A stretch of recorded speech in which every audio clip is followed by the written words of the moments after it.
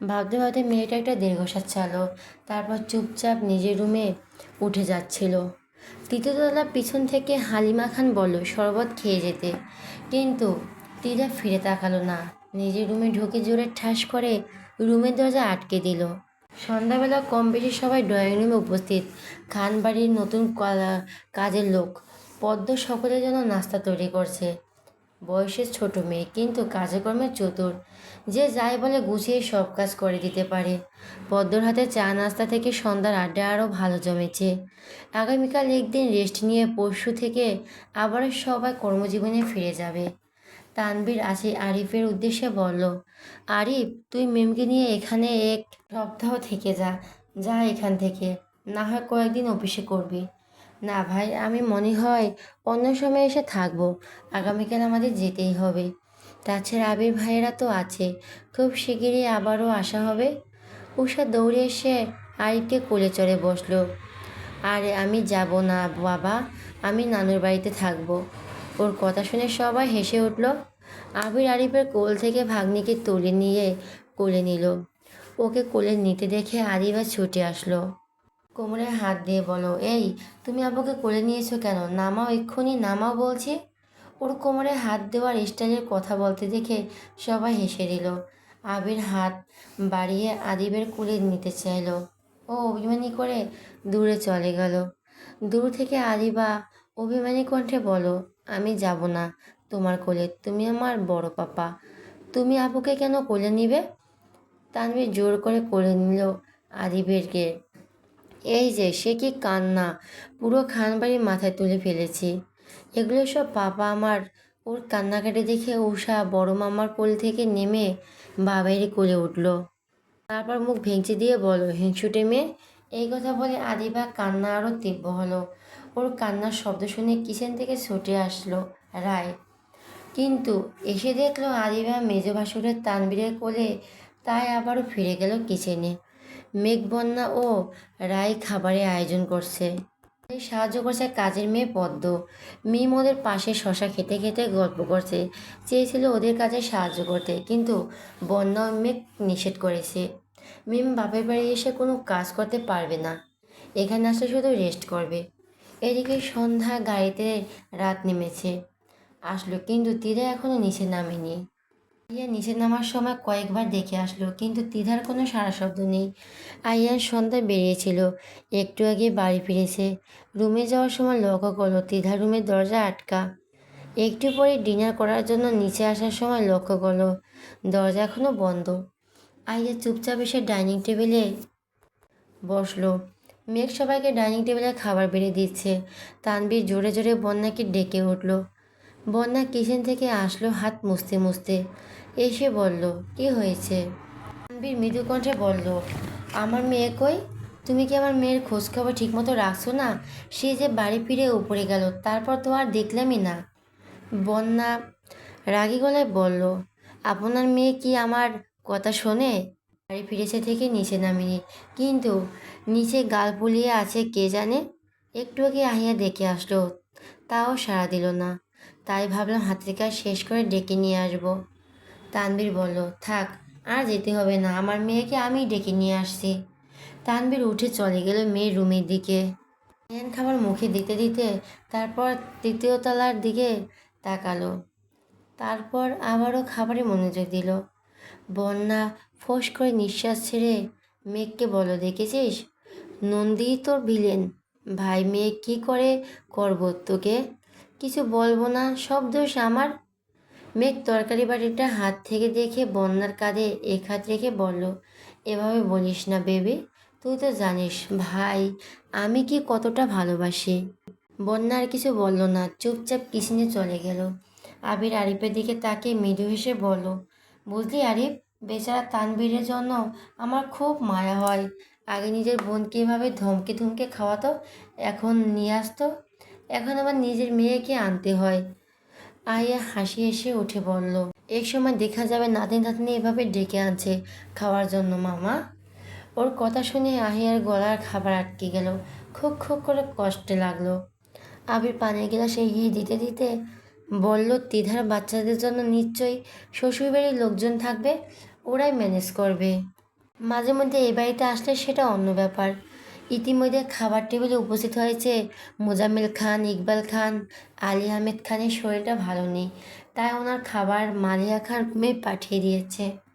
প্রায় 5 মিনিট মাথায় তানবীর মেয়েকে নিয়ে নিচে নামে আসলো। তিদা চেয়ার টেনে বসলো। চেয়ারের ভাষার শব্দে আহিয়া ওদিকে তাকালো। তিদার চোখে হতেই তিদার চোখ নামিয়ে নিল। আহিয়া লক্ষ্য করলো মেয়েটার নাকের ডগা লাল হয়ে আছে, চোখের পাতা হালকা ফোলা, চারদিকে পরিবেশ। মাথায় আসতেই আহিয়া আবার খাবারে মন দিল। সে তিতার প্লেটে খাবার দিতে দিতে বলো, কি হয়েছে মা তোর? তিতা কিছু হয়নি পপি।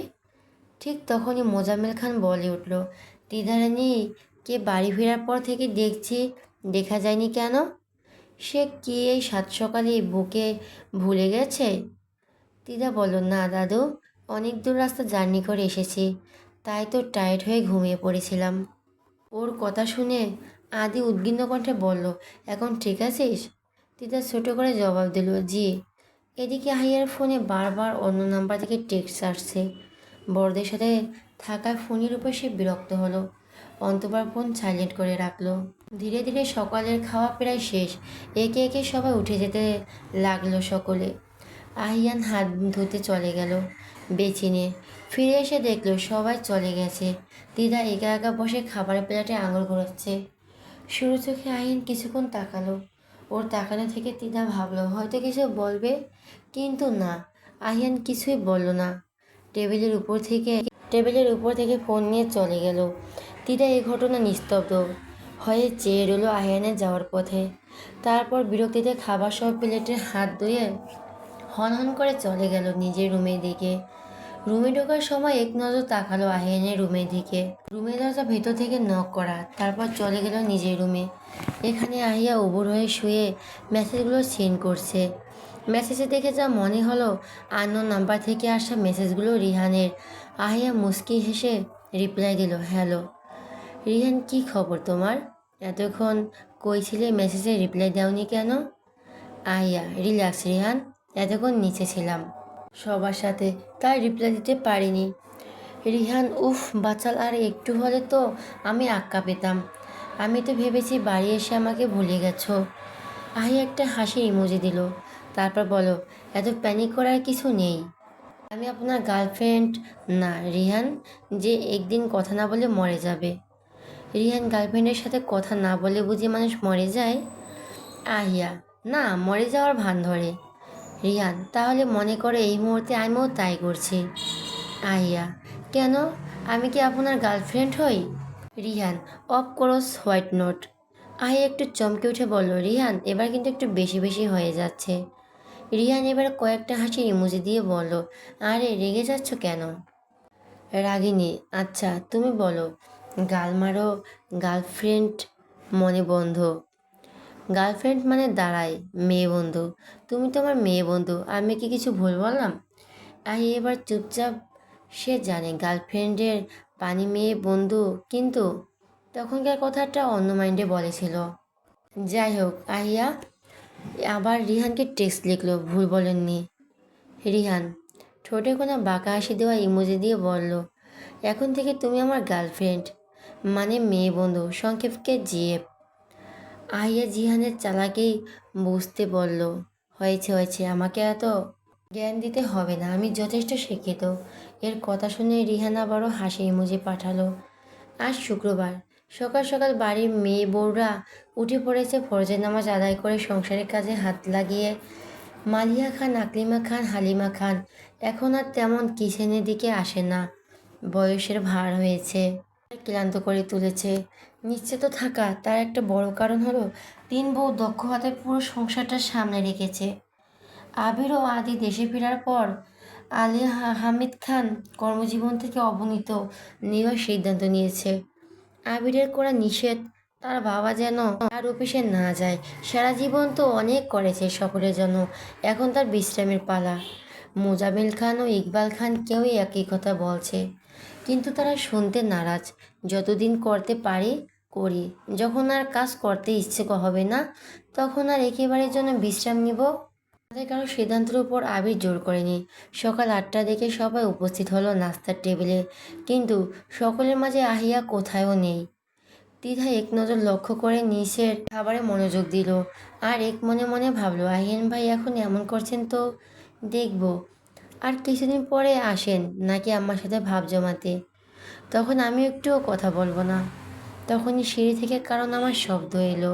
তিদা চোখ তুলে তাকালো, দেখলো আহিয়ান নামছে। আহিয়ান নেমে এসে চেয়ার টেনে বসতে তিদার চোখ চোকাচোকি হলো। সে খাওয়া দাওয়া মনোযোগ দিল, কিন্তু তিদা এখনো তীক্ষ্ণ দৃষ্টিতে চেয়ে আছে আহিয়ানের দিকে। আহিয়ানের চোখে মুখে দিকে এক রাতে মানুষটার চোখে নিচে কালচে দাগ পড়ে গেছে। উনি কি সারা রাত ঘুমায়নি? তিদার ভাবনার মাঝে আবির আরেকটা পরোটা তুলে দিল। ধ্যান ভাঙতে বড় পাপার দিকে তাকিয়ে মুচকি এসে খাওয়া শুরু করে। দেখতে দেখতে দুপুর গড়ে এলো। বাড়ির সকলে পুরুষ নামাজ পড়তে গেল। আহিয়া অনেকগুলো টেস্ট করেছিল ইতিমধ্যে। আহিয়া বলেছে যখন সে রুমে থাকবে সে নিজের টেস্ট করবে, কিন্তু রিহানের কোনো কথা শুনছেই না।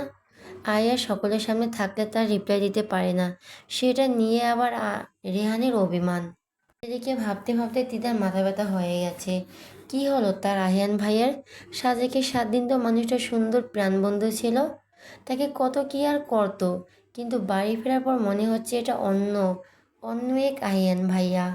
এই মানুষ তিতাকে কখনো দেখেনি, কেন যেমন করছে সেটা ভাবতে ভাবতে পুরো ঘর পায়চারি করছে। এমন সময় সিদ্ধান্ত নিল সে জিশানকে সরাসরি জিজ্ঞাসা করবে কেন এরকম করছে, কিন্তু কিভাবে বলবে, কি বলবে, কি থেকে কি শুরু করবে সেটা ভাবতে ভাবতে তিদার মাথা ব্যথা আরও বেড়ে গেল। আজকাল আহিয়ান ভাইয়ের গম্ভীর মুখের দিকে তাকালে মনে সাহস জোগাতে পারে না কিছুই। তাই ভাবনা পরিবর্তন করলো, ছুটে গেল পাশের রুমে আহিয়ানের কাছে। আহিয়া শুয়ে ফোনে স্ক্রল করছে। তিদা দেখে উঠে তিদা এগিয়ে গিয়ে বোনের সাথে বেশ ভাব জমালো। বারবার এ নিয়ে বিনিয়ে জিজ্ঞাসা করলো আহিয়ান ভাইয়ের কিছু হয়েছে নাকি, কিন্তু আহিয়ানের কথা শোনা গেল সে কিছুই জানে না। তাই কিছুক্ষণ আড্ডা দিয়ে তিদা রানী হতাশ হয়ে নিজের রুমে ফিরে গেল। দুপুরে যেন আপন মায়ায় ঘুম পাড়িয়ে রাখে চারপাশটাকে। মাথার উপর প্রখর রোদ আগুনের মতো ঝলসে পড়ছে। ঘরের ভিতর জানালার ফাঁক দিয়ে আসা আলোটাই হয়েছে শান্ত ও নরম। চারিপাশ ফাঁকা, মানুষজন দুপুরে কাজ সেরে আহার করে হয়তো বিশ্রামে গেছে। পাখিরা চুপচাপ হয়তো কোনো ছায়ার আশ্রয় নিয়েছে। দূর থেকে কয়েকটা কাকে শোনা যাচ্ছে। ফ্যানের ঘূর্ণায়মান শব্দে ঘরের ভেতর এক অলস আবহ। এই শান্ত আধঘুম জড়ানো দুপুরে তিতা পা টিপে টিপে ঢুকলো আহিনের ঘরে। নরম পদক্ষেপ, মেঝেতে যেন কোনো শব্দ না হয়। মুখে মিষ্টি আসে, চোখে এক কোনো রহস্য জেলে। মনে হলো দুপুরের একঘেয়েমি নতুন কিছু রহস্য খুঁজতে চলেছে। তিতা চুপচাপ এগিয়ে গেল বিছানা দিকে। আহিয়ান বিছানায় শুয়ে মনোযোগ সহকারে ফোনে কিছু একটা দেখছে। তিতা মিষ্টি কণ্ঠে বলল, আহিয়ান ভাই। তিদার ডাক শুনে আহিয়ান মাথা তুলে চাইল। দেখলো ওর সামনে তিদা গুটিসুটি মেরে দাঁড়িয়ে আছে। তা দেখে আহিয়ান উঠে বসলো।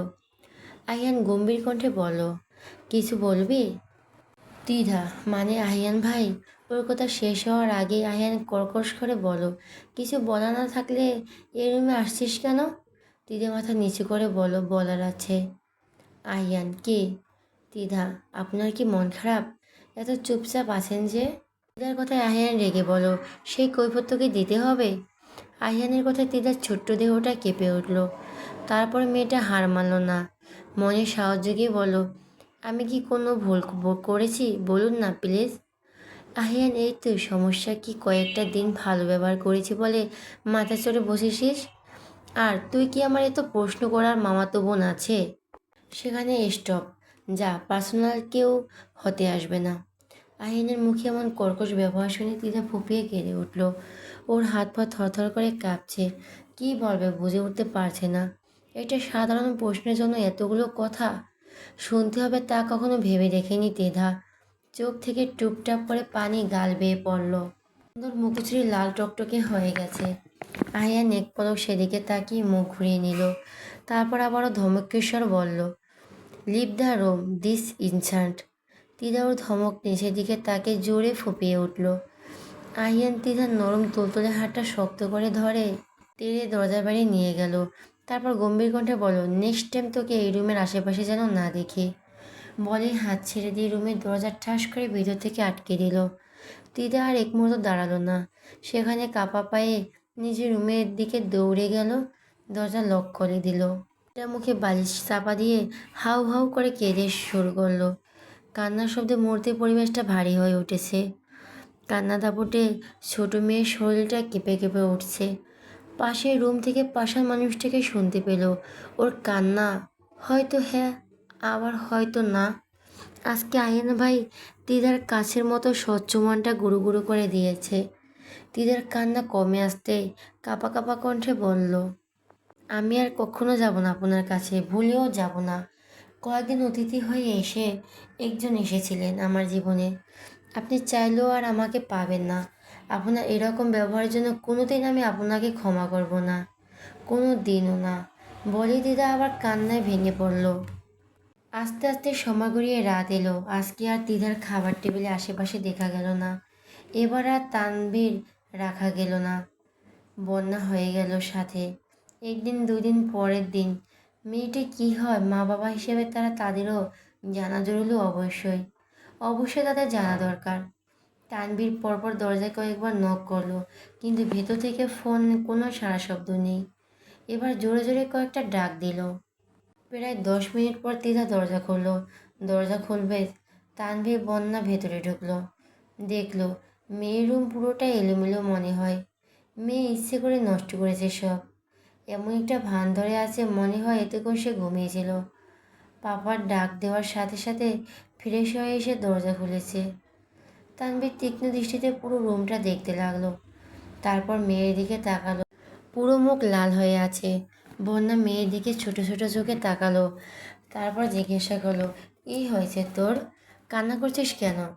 তিদা চুপ করে রইলো, কোনো উত্তর দেওয়ায় বন্যা রেগে ধমক দিয়ে বলল, আমি তোকে কিছু বলেছি? কি হয় তোর 2 দিন পর পর? তিদা মায়ের ভয়ে পাপার পাশ ঘেঁষে দাঁড়ালো। তানভীর বন্যাকে ইশারায় থামিয়ে দিল। তারপর মেয়েকে নিয়ে বিছানার কোণে বসলো, মাথায় হাত বুলিয়ে দিতে দিতে বলল, কি হয়েছে মা? তিধা চুপ করে রইল। তা দেখে তানভীর ধৈর্য সহকারে বলল, তিধা তুই আমাদের একমাত্র মেয়ে, আমাদের দুজনের পৃথিবী তুই। তোকে ছাড়া আমার দুজনই নিঃস্ব।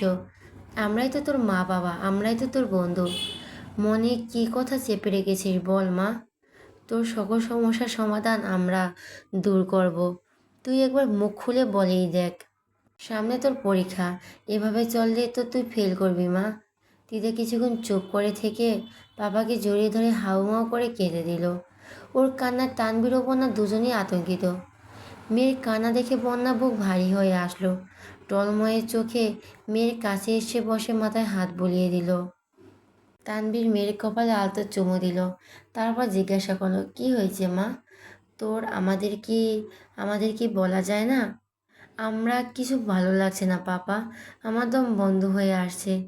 আমি এই বাড়িতে থাকবো না, এই বাড়ি ছেড়ে চলে যাব। আমাকে কয়েকদিনের জন্য অন্য বাড়িতে কোথাও পাঠিয়ে দাও। তানভীর মলিন হেসে মেয়ের মাথায় হাত বুলিয়ে দিয়ে বলল, কিন্তু তোমার কেন ভালো লাগছে না? আমরা তো গতকালই 7 দিন বের হয়ে আসলাম, এখন তুমি কোথায় যেতে চাও? আমি জানি না পাপা, আমার সত্যি কিছু ভালো লাগছে না। ভাইয়া, দিদাকে বরং আমার সাথে নিয়ে যাই, কয়েকদিন আমার সাথে থাকুক মেয়েটা। হঠাৎ সবার সামনে মিমের কণ্ঠে ওদিকে ফিরে তাকালো। দেখলো মিম দরজার সামনে দাঁড়িয়ে আছে। বন্যা ভাবছিল, ভাবভঙ্গিতে বলল, কিন্তু মিম কয়েকদিন পর তো ওর মেয়েটার পরীক্ষা। এই তো 7 দিন কলেজ মিস গেল, এখন আবার তোমার সাথে গেলে পড়াশোনা অনেক ক্ষতি হয়ে যাবে।